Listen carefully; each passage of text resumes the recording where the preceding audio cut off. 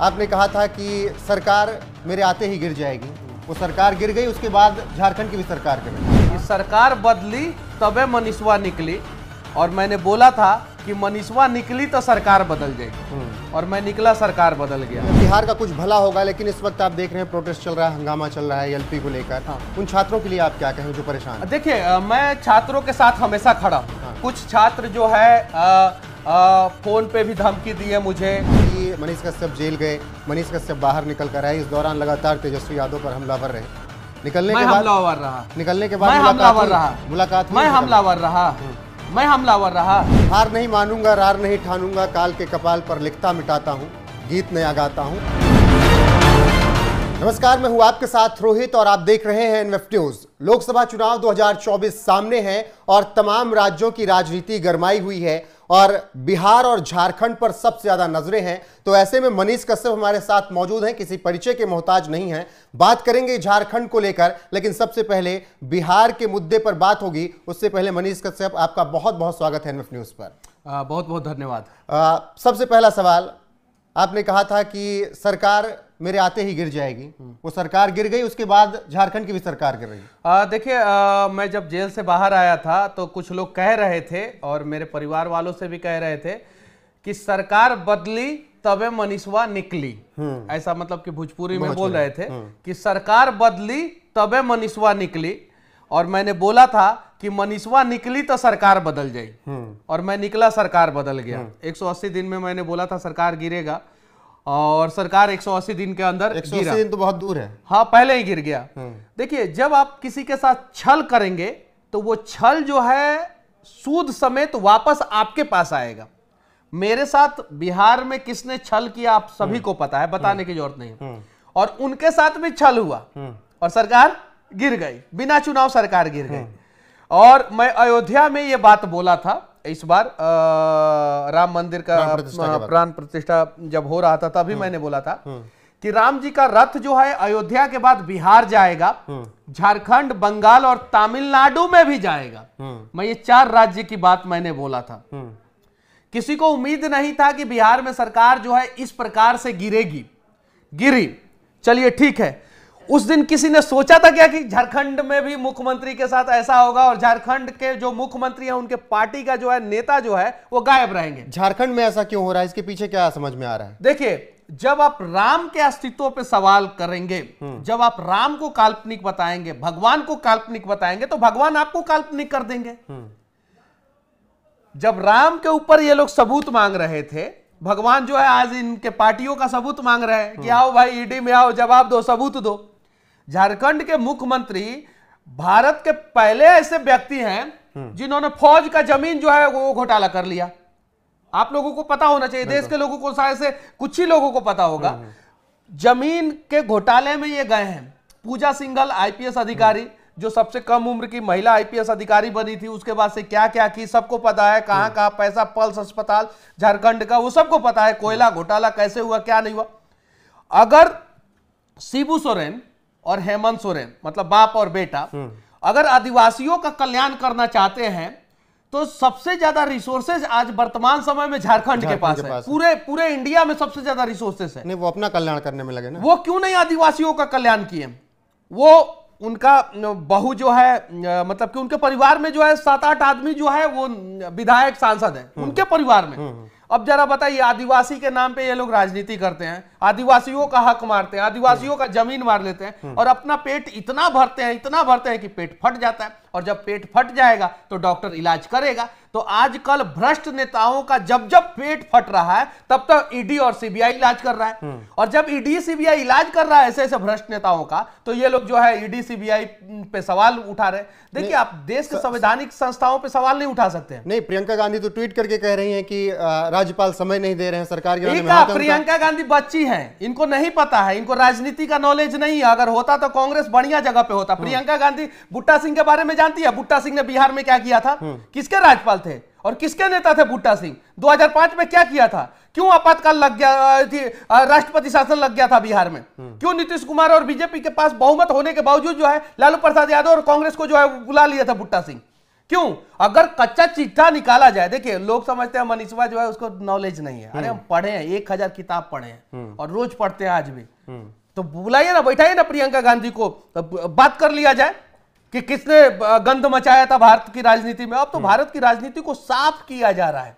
गंदे नेताओं को स्क्रीनिंग, सिविल इंजीनियरिंग में हम लोग पढ़े हैं कि कैसे जो है किसी भी चीज को स्क्रीनिंग करके जो है, और मतलब कि गंदा पानी को स्क्रीनिंग करके फिर उसको ट्रीट करके जो है पीने लायक बना दिया जाता है। तो ये सारे नेता जो है ना वो स्क्रीनिंग प्रोसेस से गुजर रहे हैं। कुछ लोग पहले ही फंस जा रहे हैं, कुछ लोग उसके आगे जाके फंस रहे हैं, कुछ लोग उसके आगे जाके फंस। लेकिन ईडी और सीबीआई अब इन सारे नेताओं का स्क्रीनिंग करके और नेताओं को जो है अच्छा बनाएगी जरूर। और इनके ऊपर जितने दाग हैं वो दाग वाले नेता को अंदर और बिना दाग वाले नेता को बाहर करें। बिल्कुल, ईडी और सीबीआई का जो शिकंजा कसेगा नेताओं पर वो तो देखना ही है। लेकिन आप यहां पर यह सवाल आता है कि जिस नीतीश कुमार को लेकर एक वक्त आप विरोध कर रहे थे, एनडीए में आते ही क्यों आपके लिए अच्छे हो गए? कौन? नीतीश कुमार। कौन विरोध कर रहा था लगातार जब वो आरजेडी के साथ थे समर्थन? तो उनसे पूछिए ना सवाल। हमसे बिहार के विकास पे पूछिए, हमसे राजनीति पे पूछिए। नीतीश कुमार जी से तो हम आज ही वो सवाल करते हैं। काहे नहीं करेंगे नीतीश कुमार से सवाल? जो सत्ता के सिर सिंहासन पे बैठा रहेगा, गद्दी पे बैठा रहेगा, उससे सवाल करेंगे ये चीजें। हाँ, लेकिन ये चीजें जरूर गलत है कि नीतीश कुमार जी जो है, देखिए कभी कभी क्या होता है कि आपका बच्चा जो है वो गलत संगत में पड़ जाता है तो आप उसको मारते हैं, लेकिन वो गलत संगत छोड़ के सही जगह पे आता है तब वो पीटते हैं। क्या आप उसको पीटते हैं? नहीं पीटते हैं। जब सुधर जाता है तो नहीं पीटते हैं, ये चीज है। लेकिन बच्चा से तुलना नीतीश कुमार जी का नहीं कर सकते हैं। नीतीश कुमार जी बहुत आदरणीय, सम्माननीय राजनेता है बिहार के। वो गलत गठबंधन में चले गए थे, गलत गठबंधन में, और जब से वो उस गठबंधन में गए थे, अब जाके देखिए बिहार में क्राइम का ग्राफ कैसे बढ़ गया था। उन्हें भी आत्मगिलानी, आत्मचिंतन किया उन्होंने और वो आ गए बीजेपी। लेकिन कमाल की बात यह है कि देखिए कुछ नेता जो है कितने मंद बुद्धि के होते हैं। उन्हीं के पार्टी का कोई नेता जो है वो बैनर पे लगाया है नीतीश कुमार सबके हैं, बड़ा बड़ा बैनर लगा है। मतलब कहने का मतलब है कि नीतीश कुमार अभी भी पलटी मार सकते हैं, उधर जा सकते हैं दूसरे जगह। उनको लगाना चाहिए जो बड़ा बड़ा बैनर पे लिखा गया है नीतीश कुमार सबके हैं, वहां पे लिखा हुआ होना चाहिए नीतीश कुमार सिर्फ बिहार के जनता के हैं। ये चीज है। तो नीतीश कुमार जी जो बार बार इधर उधर उनका पार्टी होता है, तो उससे मैं भी सहमत नहीं हूं। लेकिन हाँ, मैं इस बात से जरूर सहमत हूं कि वो गलत गठबंधन में चले गए थे। अब शायद बिहार का कुछ भला होगा। ठीक है, बिल्कुल बिहार का कुछ भला होगा। लेकिन इस वक्त आप देख रहे हैं प्रोटेस्ट चल रहा है, हंगामा चल रहा है एलपी को लेकर। हाँ। उन छात्रों के लिए आप क्या कहेंगे जो परेशान हैं? देखिए मैं छात्रों के साथ हमेशा खड़ा हूं। हाँ। कुछ छात्र जो है फोन पे भी धमकी दी है मुझे। मनीष कश्यप लापता हुए कुछ टीचरों ने वीडियो बनाया जो एएलपी के बच्चों को पढ़ाता है, रेलवे के बच्चों को पढ़ाते हैं, वो टीचरों ने बनाया। मेरा कब मुकदमा रहता है, कब कोर्ट में जाना रहता है, कब नहीं जाना रहता है, वो मुझे भी पता नहीं रहता है। वो बाद में वकील बताता है तो जाना रहता है। मेरी भी मजबूरी है। लेकिन मैं आज भी कह रहा हूं कि मैं भारत के हर एक छात्रों के साथ हूं। मैं था, हूं और रहूंगा। और जो वैकेंसी है वो वैकेंसी जो है और ज्यादा संख्या में आना चाहिए था। लेकिन कमाल की बात यह है कि रेलवे ने भी क्लियर किया कि हम शिफ्ट वाइज शिफ्ट जो है वैकेंसी को बढ़ाएंगे और बच्चों को लेंगे। हम एक साथ जो है ज्यादा अमाउंट में नहीं लेंगे, चुनावी घोषणा नहीं करेंगे। और रेल मंत्री अश्विनी वैष्णव ने भी कहा कि हम जो है वैकेंसी को बढ़ाएंगे। लेकिन बच्चों के अंदर किसी भी प्रकार का मतलब कि निगेटिव सवाल नहीं आना चाहिए। और पटना में जो बच्चों के ऊपर लाठीचार्ज हुआ वो गलत हुआ, नहीं होना चाहिए था। किसी भी बच्चा, और बच्चा से भी मैं कहना चाहता हूं यार, स्क्रीनशॉट वायरल हो रहा है सोशल मीडिया पे, स्क्रीनशॉट जिसमें प्लानिंग किया जा रहा है कि इस स्टेशन को घेर लो, इस थाने को घेर लो। यार तो तुम लोगों का आंदोलन तो ऐसे ही बदनाम हो जाएगा। ये कुछ पार्टी के नेता उसमें घुस जाते हैं। स्क्रीनशॉट वायरल हो रहा है। अब बताइए वो उस स्क्रीनशॉट में क्या है कि ये छोटा स्टेशन है, इसको घेर लो, इस थाने को घेर लो, यहां पे। तो ये आप लोग आंदोलन करो। तो ऐसे में छात्रों से आपका क्या सुनिए, कहना है? छात्र आप लोग आंदोलन करो, शांतिपूर्वक संवैधानिक तरीके से कहीं भी आंदोलन करो, असामाजिक तत्वों को उसमें घुसने मत दो। ये देश का सारा मीडिया वाला आप लोगों के साथ खड़ा रहेगा। लेकिन अगर अग्निवीर योजना के आंदोलन में जो हुआ, ट्रेनों को जला दिया गया, एक व्यक्ति का मैंने मार्मिक वीडियो देखा रोते हुए कि मेरी क्या गलती थी, मेरा कार क्यों जला दिया लोग, मैं तो ईएमआई पे कार लिया था, मेरी क्या गलती थी, मेरा मोटरसाइकिल क्यों जला दिया। तो उसके बाद से जो है लोग आप लोगों से डिस्कनेक्ट होना शुरू हो जाते हैं।